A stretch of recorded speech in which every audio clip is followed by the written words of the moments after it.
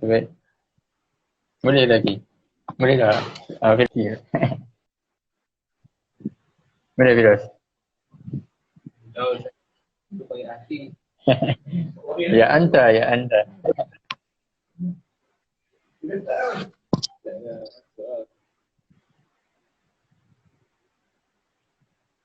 Okay. Save live nanti. Kenapa nak save?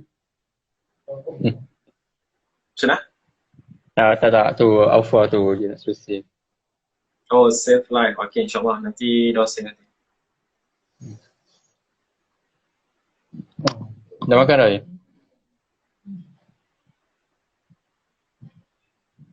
Aiman nampak blur sikit kamera ke memang macam tu? Maksudnya blur kot, memang blur. Kamera blur sikit.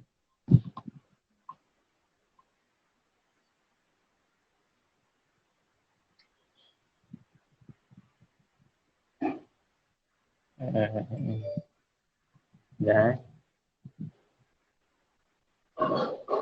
Nasib mahasiswa.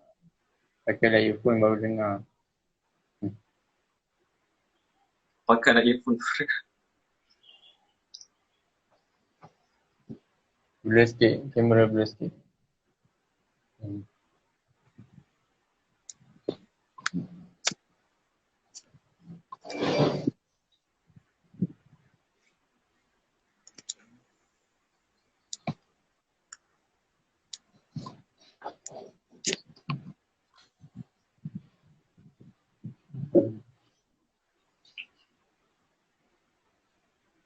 Baik, kita boleh mula lagi?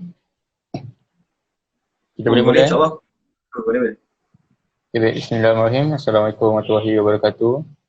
Terima kasihlah kepada Firdaus Hamid, mantan Majlis Perwakilan Pelajar 2016-2017 kerana sudilah meluangkan masa dalam sesi kecek online. Kecek online adalah inspirasi mahasiswa.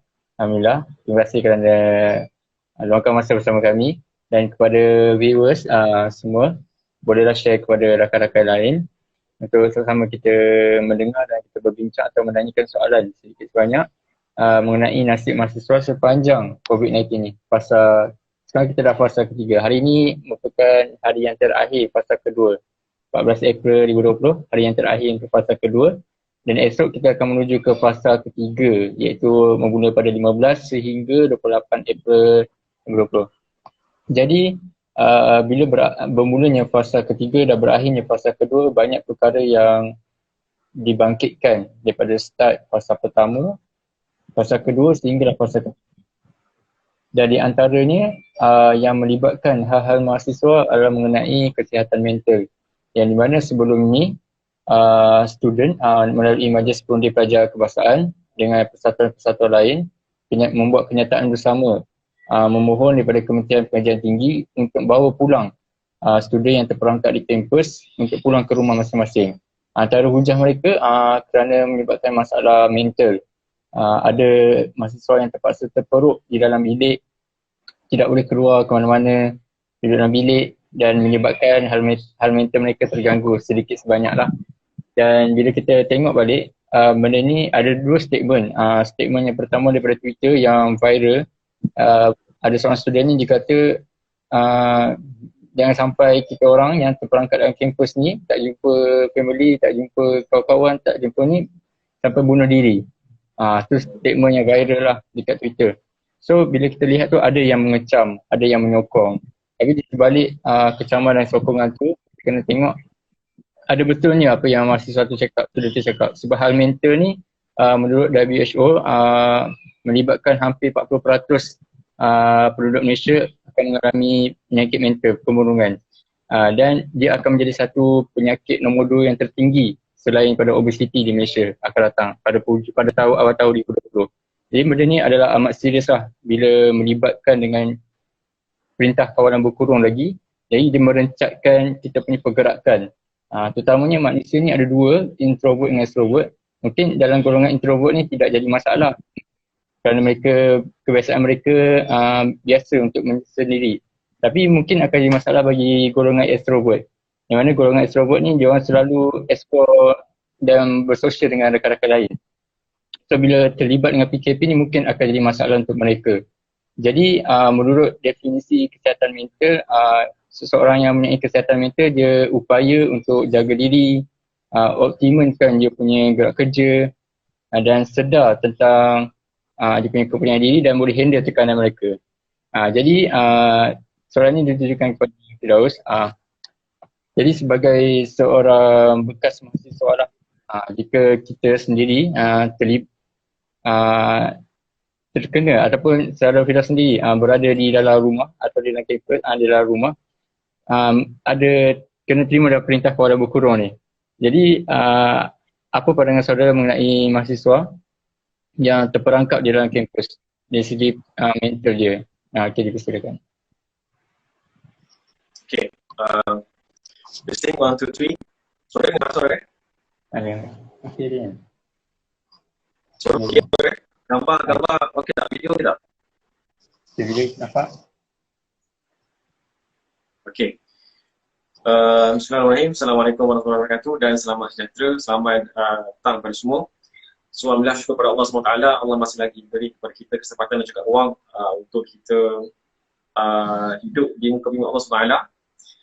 Baik, isu yang kita nak bincang pada malam ini adalah berkenaan tentang isu nasib mahasiswa, berkenaan tentang perintah PKP. So apa yang berlaku ni sebenarnya adalah salah satu ujian yang paling besar kan, kalau kita compare kan ujian yang pernah kita alami sebelum ni kan. Mungkin dia punya stress level tu sangat-sangat tinggi lah. Tapi sampai sekarang sebelum saya nak masuk pada kalau tempat saya sendiri kan, kalau saya as a student, tapi sekarang alhamdulillah dah graduate, dan kalau tempat saya sebagai seorang student, apa yang kita tahu bahawa sekarang ni adalah lebih kurang dalam 80,000 student yang terperangkap di dalam kampus masing-masing lah. Dan juga kerajaan pun telah menentukan berbagai bantuan untuk student, terutama sekali bantuan one-off kepada mereka seramai lebih kurang dalam 80,000, lebih kurang dalam 1.5 juta akan mendapat one-off payment daripada kerajaan, iaitu RM200. Itu adalah salah satu bantuan kerajaan yang diberikan kepada semua student sekali, yang mana untuk mengurangkan mungkin yang ada bebanan dan juga kekangan dari sudut kewangan. Itu pertama sekali. Dan juga yang kedua, sahabat sekalian, bukan sahaja yang terkesan daripada PKP ni, sahabat sekalian, kan, even kita, walaupun saya sendiri kan, walaupun kita dah graduate dan sebagai yang buat bisnes yang bekerja sebagainya, banyak efek kepada diri kita sendirilah. Dan banyak kita tak dapat nak keluar rumah kan.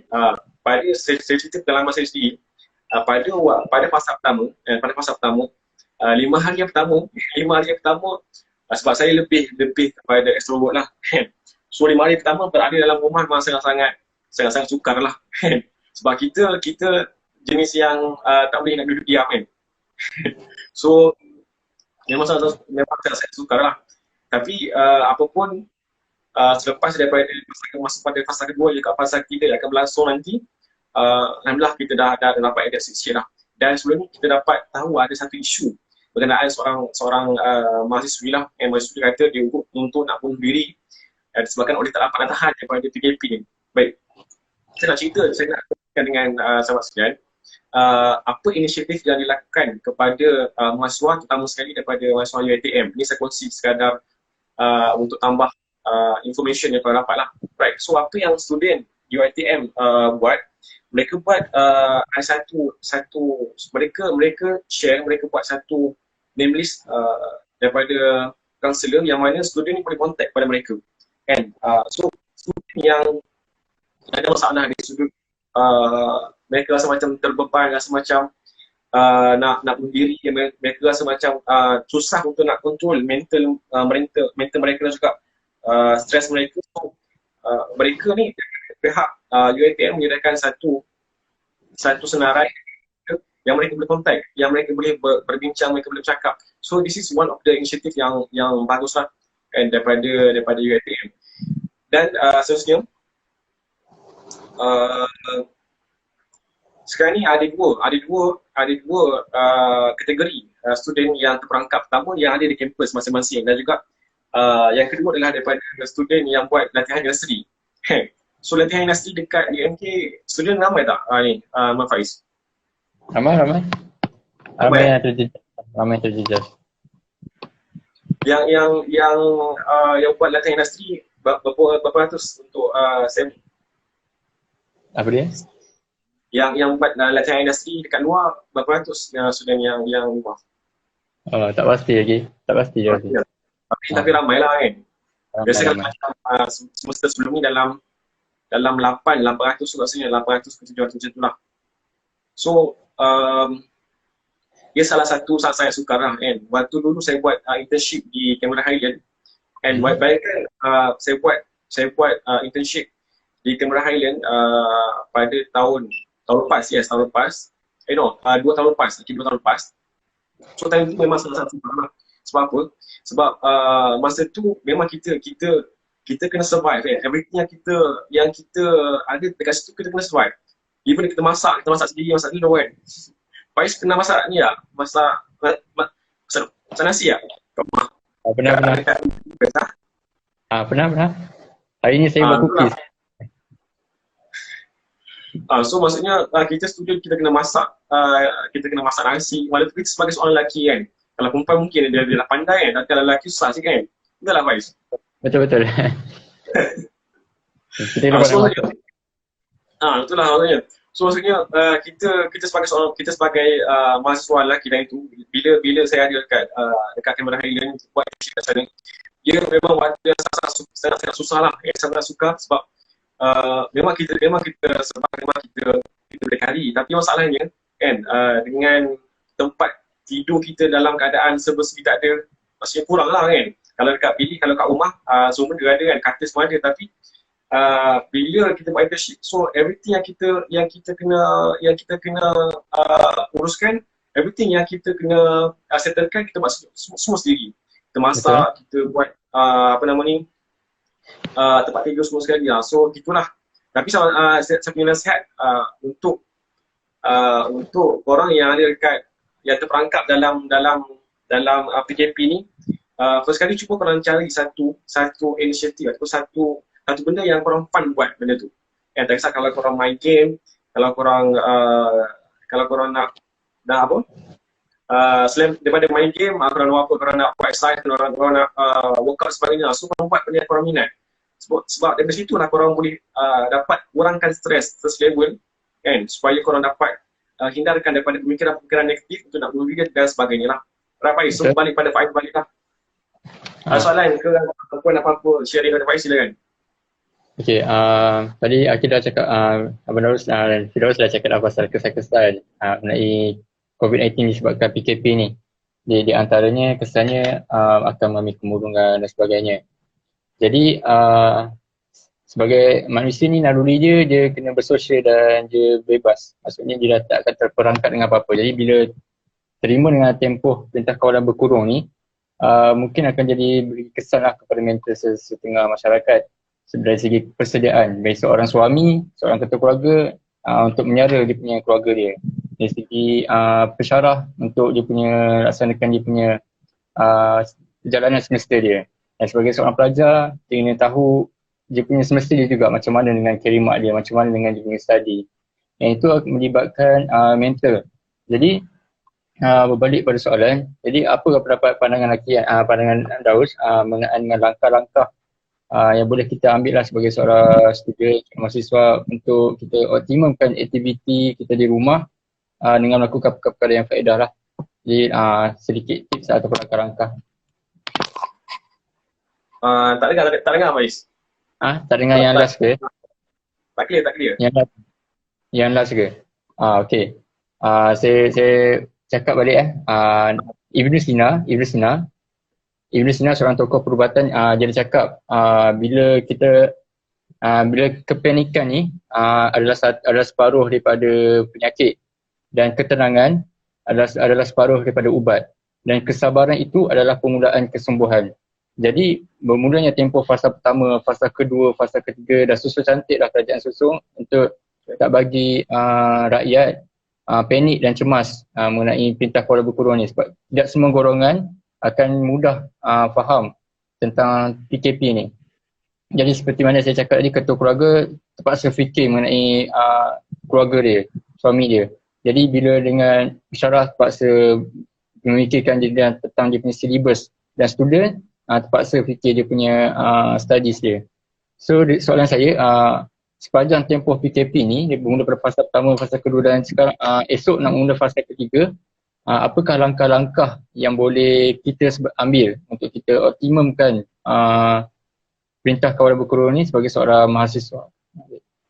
Jelas Okay. Clear. Right, so terima kasih pada Pak Ijlah. Okay. Pak Ijlah akan soalan yang ditanyakan tadi. So guys,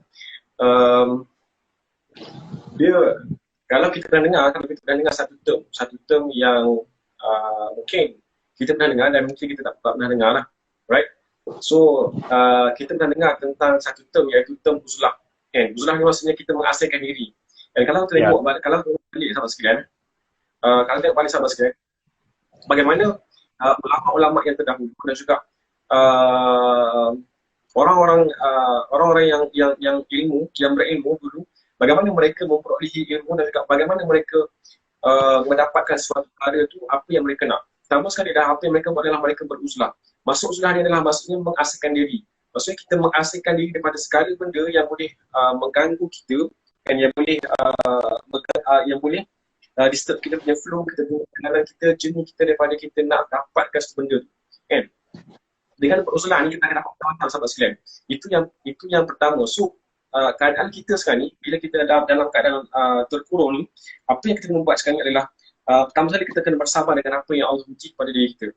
Sahabat sekalian, dengan sabarlah Allah akan mengangkat darjat kita yang pertama, dan juga yang kedua, dengan sabarlah Allah akan cukupkan pahala untuk kita tanpa batas. Itu yang perkara yang kedua.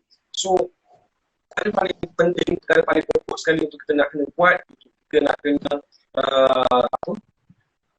latih diri kita adalah kita kena sabar dengan apa yang telah berlaku dengan keadaan kita sekarang ni. Dan kita kena yakin bahawa setiap kali berlakunya buruk akan turunnya hujan. So dengan apa yang hujan yang Allah buat, dengan apa yang hujan yang Allah turunkan sekarang ini adalah kita dalam keadaan Allah uji, dan kita kena yakin bahawa Allah akan angkat balik ini dan juga Allah akan berikan rahmat kepada kita, tapi dengan syarat kita kena bersabar dengan apa yang Allah turunkan kepada kita. Sama sekali kalau kita perhatikan dekat negara luar, berapa ramai kes kematian kalau kita comparekan dengan Malaysia. Sepatutnya kita kena bersyukur dengan apa yang ada dekat negara Malaysia ni, sahabat sekalian. Dan kalau kita compare dekat negara US, berapa ramai yang mati daripada kalangan doktor, daripada kalangan student, daripada kalangan orang awam, netizen sebagainya. Dan kalau kita compare dekat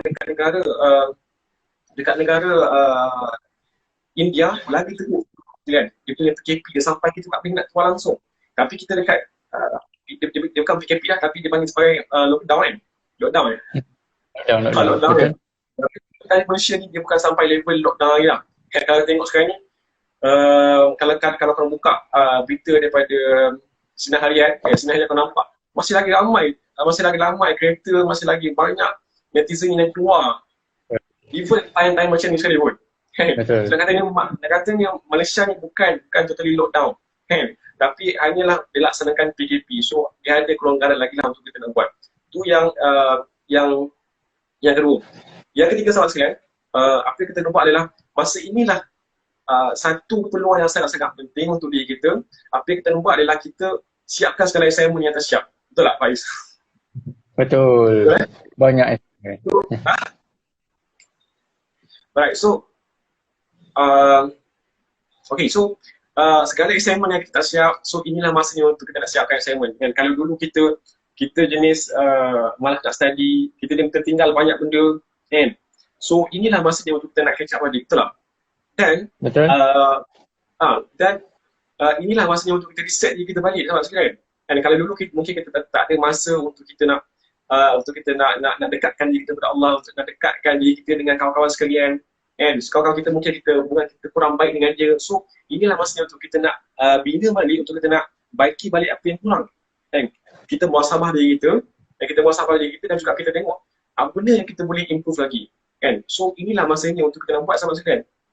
Kalau bukan sekarang bila lagi yang kita nak buat.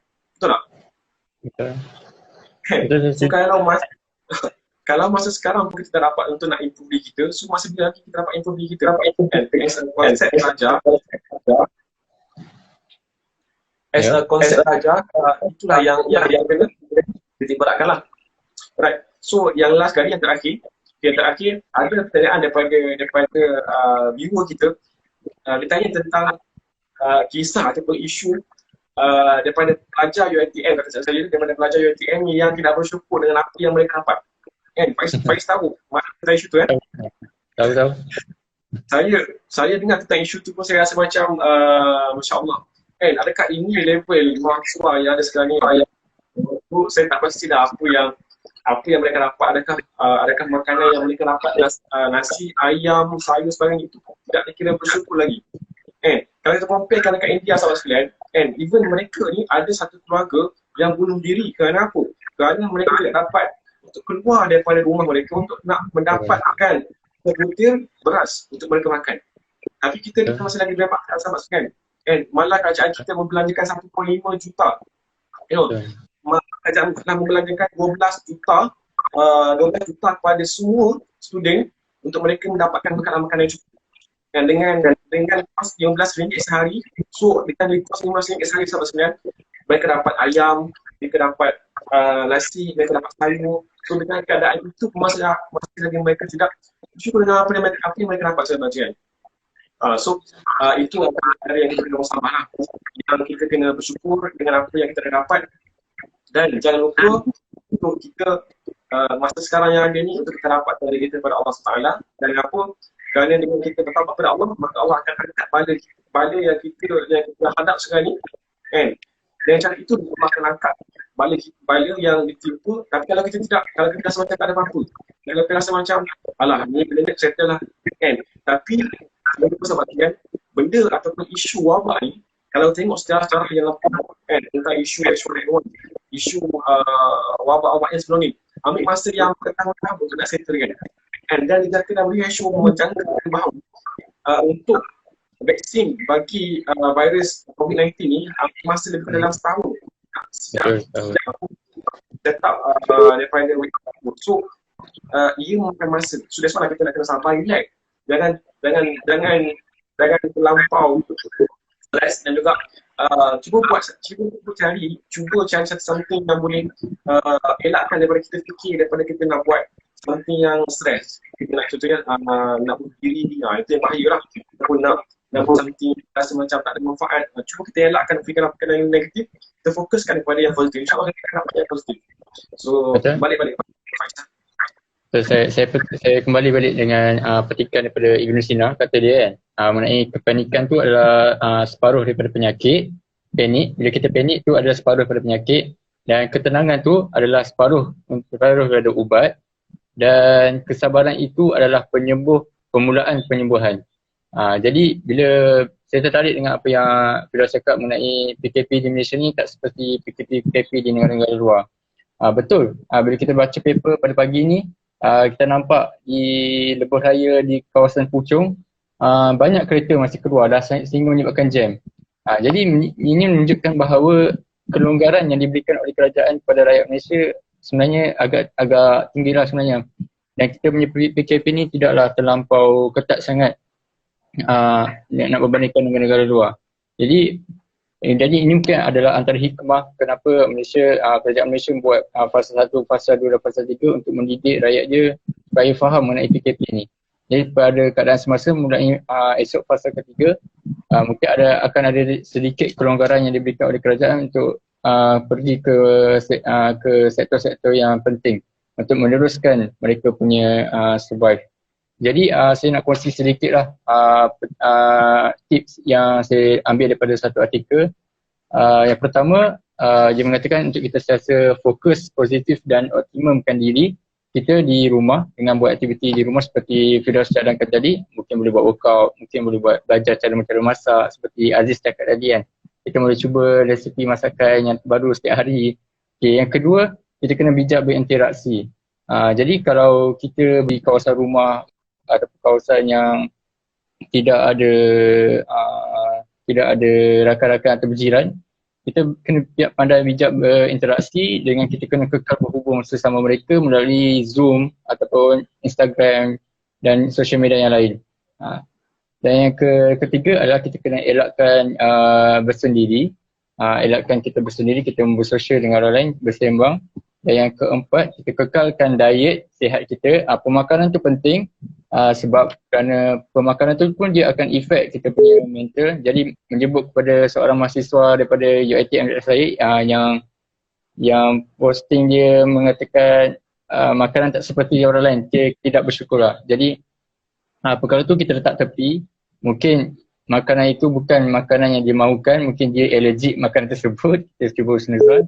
Tapi apa yang kita boleh ambil kat sini bahawa kita kena faham tidak semua orang akan dapat makanan seperti itu. Seperti kita ada yang terbaru-baru ni viral lah, kluster Kayangan. Kluster Kayangan ni yang di mana pelajar daripada overseas datang balik ke Malaysia dan orang daripada overseas datang balik ke Malaysia, mereka dapat layanan yang agak mewah lah. Bila saya baca balik RM150 sehari. Itu untuk tanggung kos hotel mereka.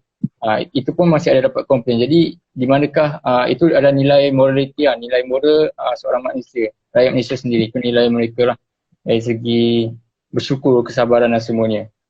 Baik, yang terakhir adalah kita seperti yang selalu diingatkan adalah kita kena meningkatkan amal ibadat kepada Allah SWT. Jadi kita ada 10 hari lagi ke Ramadan. Jadi gunakan masa yang sebaik untuk kita praktis kita ke Ramadan seterusnya.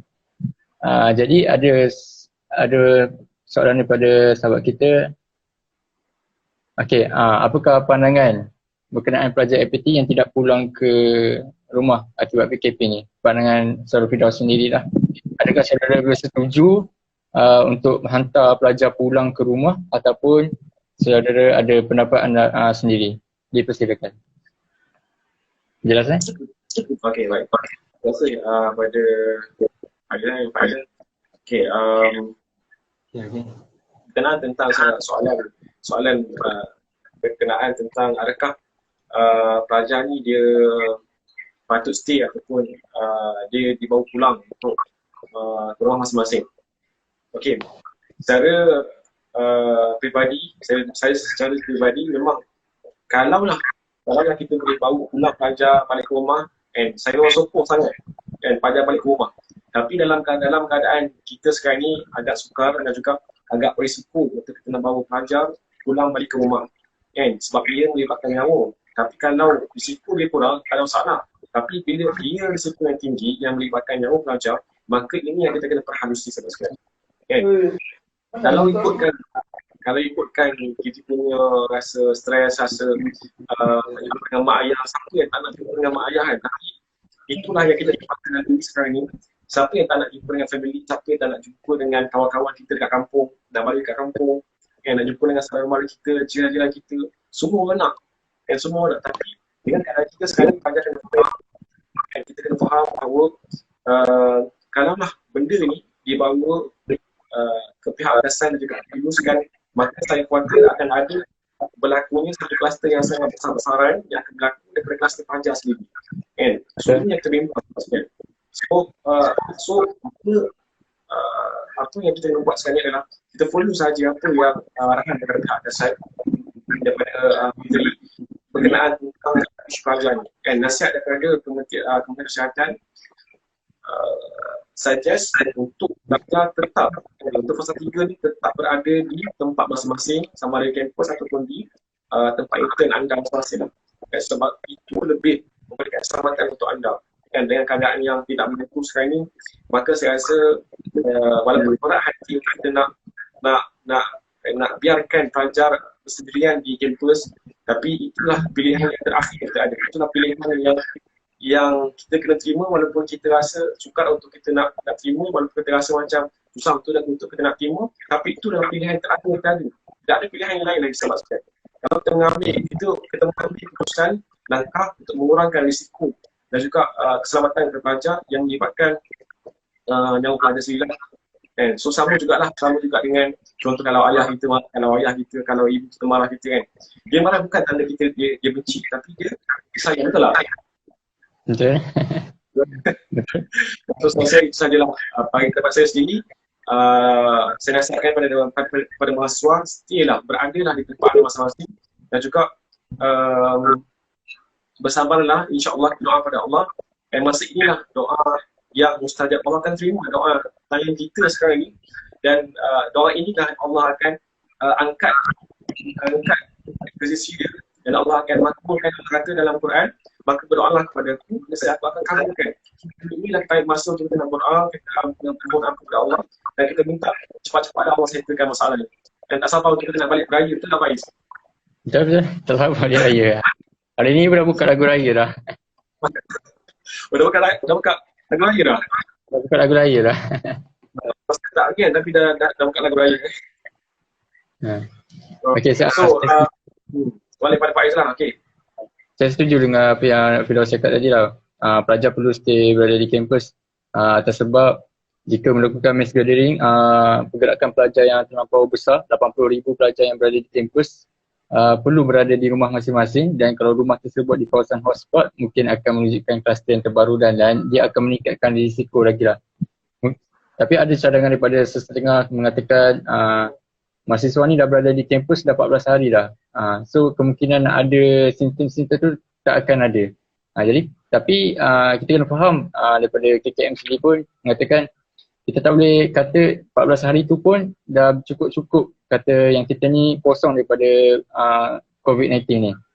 Jadi kalau mengikutkan kajian pun mengatakan sekurang-kurangnya setahun kita nak mengalami proses nyah COVID-19 ni.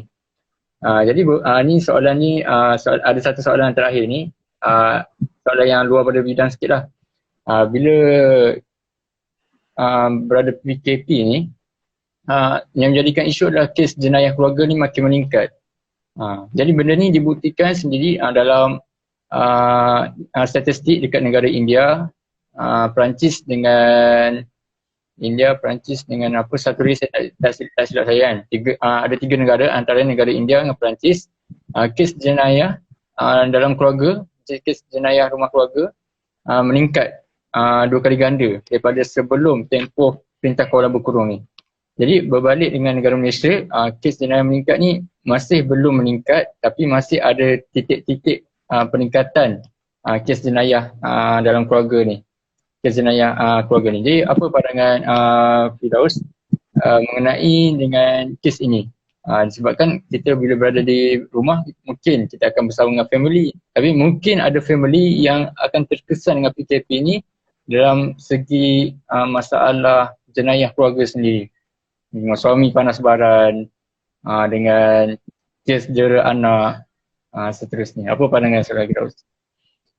Okey, baik, masih pada Saudara Faiz. Okey, berkenaan tentang isu jenayah keluarga. Kan?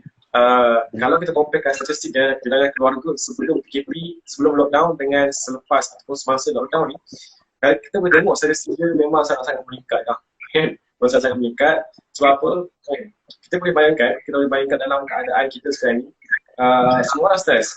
Maksud saya sendiri. Kan? Semua orang stres. Kan?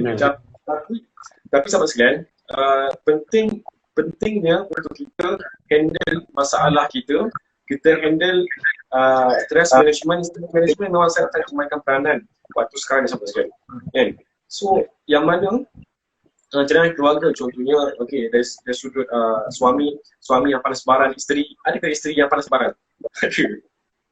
Aduh. Ramai tak? Tak tahu. Okey, so ada suami yang panas baran, ada yang isteri panas baran, mungkin ada tapi Allah Alam kan. Masalah di antara adik-adik kan. So ini memang kita boleh rasa, and even antara panjang selingkuh dia juga. So sebab apa? Sebab ialah kita terpuruk dan juga kita dalam keadaan kita tak boleh nak telefon. So yang ada sebelah kita yang kita, yang ada sebelah kiri kita, Aziz contohnya, yang ada sebelah kanan kita, Amirul contohnya. So yang ni yang nampak hari kan. So kalau kita tidak hari nampak bukan sama setiap hari kita. sama juga kan. Sama juga kan, inilah setiap hari biasa kita pergi, biasa kita keluar pagi, balik malam, kita kerja. So kita boleh jumpa dengan macam-macam orang, tapi tiap hari kita nampak muka sama, stres tak? So kita pun stres. That's why lah dia punya jenayah keluarga makin dekat. Cuma apa yang kita boleh buat sekarang lah, kita nak kena sabar betul sabar sekalian. Dan kalau kita sabar, everything akan explode. And everything akan explode. Dan benda ni akan jadi tidak boleh kawal lagi. So that's why kita penting untuk kontrol pada permulaan. Jangan kita mula untuk nak explode. Kita rasa contoh adik kita buat kesalahan sikit, kita terus explode, kita terus nak marah-marah dia, tak boleh.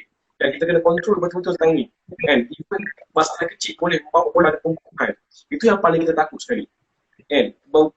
Pembunuhan kepada sama ada pembunuhan ahli keluarga, dan juga pembunuhan kepada rakan-rakan, dan juga bunuh diri. Itu yang paling kita takut sekali.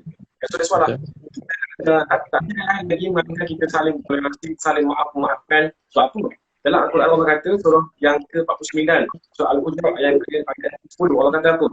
Auzubillahi minasyaitonir rajim. Innamal mu'minuna ikhwah fa aslihu baina akhawaykum wa taqullaha la'allakum turhamun. Allah kata. Maksudnya firman Allah dalam surah yang ke-9 ayat ke-10, sesungguhnya orang mukmin telah bersaudara. Antara kamu dan bertakwalah kepada Allah Taala. Sesungguhnya Allah Maha mengasihi. So maksudnya dalam ayat Allah kata, pertama sekali kita nampak ada orang yang bernikah, ada orang yang gaduh-gaduh antara keluarga ataupun antara kawan-kawan. So kita nak sejukkan balik mereka.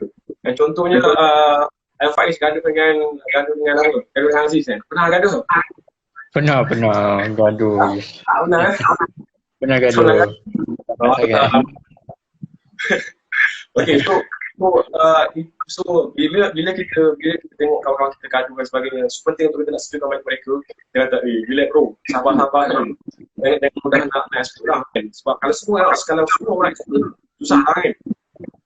So itulah.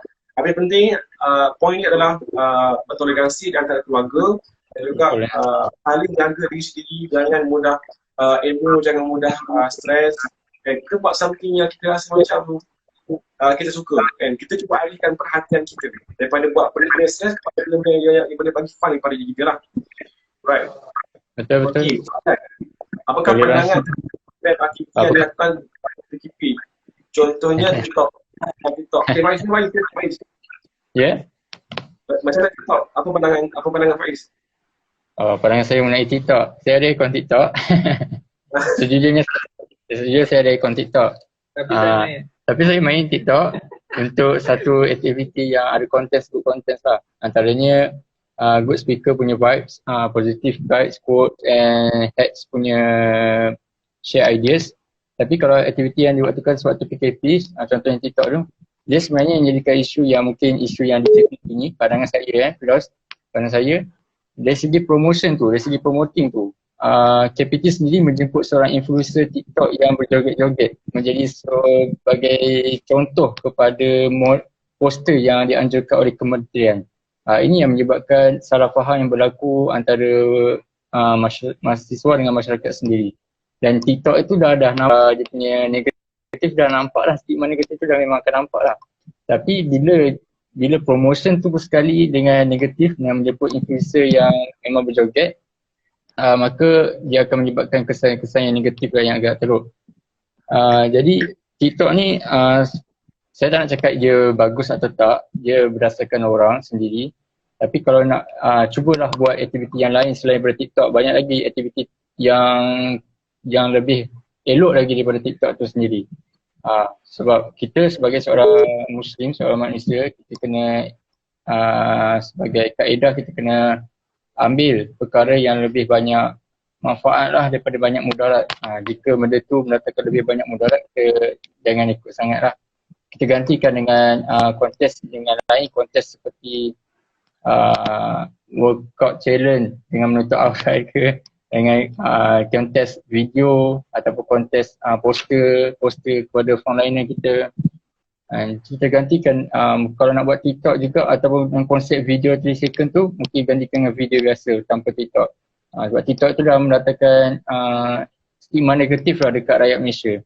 Untuk pengetahuan semua viewers, dekat negara China, Wuhan, mereka menggunakan aplikasi WeChat dengan TikTok ni sebagai satu aplikasi untuk mereka dapatkan data semua rakyat di Wuhan yang terlibat dengan COVID-19 sebagai social app tracker lah.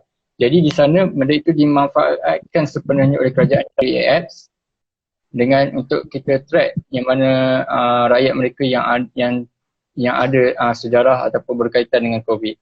Itu di negara mereka. Jadi berbalik dekat negara Malaysia, TikTok ni menjadi stigma negatif. Jadi kita dalam promoting daripada KPT pun dah secara negatif, dia akan menjejaskanlah image KPT itu sendiri. Jadi kita gantikanlah dengan kontes TikTok tu dengan kontes-kontes yang lain yang bermanfaat dan sesuai dengan keadaan di Malaysia. Sesuai dengan keadaan masyarakat di Malaysia, penerimaan masyarakat di Malaysia mengenai TikTok ni dengan kontes. Jadi pandangan Hakim macam mana pandangan Ros? Okay, pandangan saya mengenai TikTok. Okay, dia bukan isu TikTok, dia bukan isu sebab TikTok kita kena faham, TikTok sebagai satu platform dan platform yang dibina sebagai satu platform media sosial, right? So itu yang kita kena faham pertama sekali. Yeah. So bila kita faham dan kita faham tentang TikTok sebagai platform media sosial, kita tengok apa dia punya konten dia macam mana. Contohnya media sosial dari segi TikTok yang famous sekarang ni, contoh TikTok, Bigo apa lagi, Facebook, Instagram, kan? Anak muda biasa dia minat apa? Dia minat TikTok kan? Instagram lah, kan? Tapi sama saya kan, platform tak salah, tapi yang salah adalah apa ataupun konten yang ada dalam tu, kan? Kalau kita rasa dalam konten TikTok tu, kan, kurang bermanfaat, maka kita beralih daripada ke arah yang lebih bermanfaat, maksudnya kita tinggalkan. Tapi kalau kita rasa ada kita boleh bagi dengan TikTok, kita boleh bagi dakwah, kita boleh bagi kita boleh bagi teguran sebagainya, kan? So terpulang kepada diri kita, terpulang kepada niat masing-masing. And kalau dia buat TikTok untuk joget, paling joget kan? So kalau lelaki tak ada masalah, kan? Nak joget ke apa kan? Tapi yang perempuan masalah ni. Perempuan sebab kalau saya boleh katakan bahawa bila siswi bila dia buat TikTok, banyak yang ke akhir tu lah, kan? Tapi banyak ke arah itu. Banyak ke arah itu. So kita letakkan, kalau kita rasa tak bermanfaat, kita elakkan terus daripada buat benda yang tidak berfaedah. And banyak lagi platform yang lebih sesuai untuk diri kita, kan? Kalau rasa Instagram lebih sesuai, so kita beralih pada Instagram, kan? Kalau kita rasa saya lebih suka platform Facebook, kalau kita compare dengan platform IG, sebab saya punya zaman lain dengan korang punya zaman, kan? Zaman saya lebih ke arah macam mungkin lebih berobor sikit lah, kan? So that's why lah golongan dewasa, kan? Golongan dewasa dan golongan ke arah tua ni lebih ke arah Facebook. Kalau comparekan golongan remaja, golongan yang masuk, dia lebih suka ke arah IG. Tapi tak kisah, sama ada IG, sama ada Facebook, sama ada TikTok sebagainya, tengok apa konten yang kita nak dan kita boleh dapatkan kat situ. Dan kalau semata-mata kita buat joget dan kita post dekat media sosial untuk tarikkan attention crowd daripada orang lain, maka itu tidak berfaedah. Dan maka kita elakkan daripada buat perkara-perkara yang tidak berfaedah. Betul? Saya rasa itu saja untuk soalan-soalan yang ditanyakan untuk malam ini. Berbalik kepada topik yang kita bincangkan, nasib mahasiswa dari segi penjagaan mental pelajar. Sedikit rumusan ataupun gulungan daripada panel kita secara Muhammad Firdaus untuk pengetahuan semua viewers kita. Muhammad Firdaus Hamid ni adalah merupakan salah seorang mantan Majlis Perwakilan Pelajar 2016-2017. Jadi sebagai penutup, minta Saudara Firdaus untuk buat satu kesimpulan dan satu kesimpulan.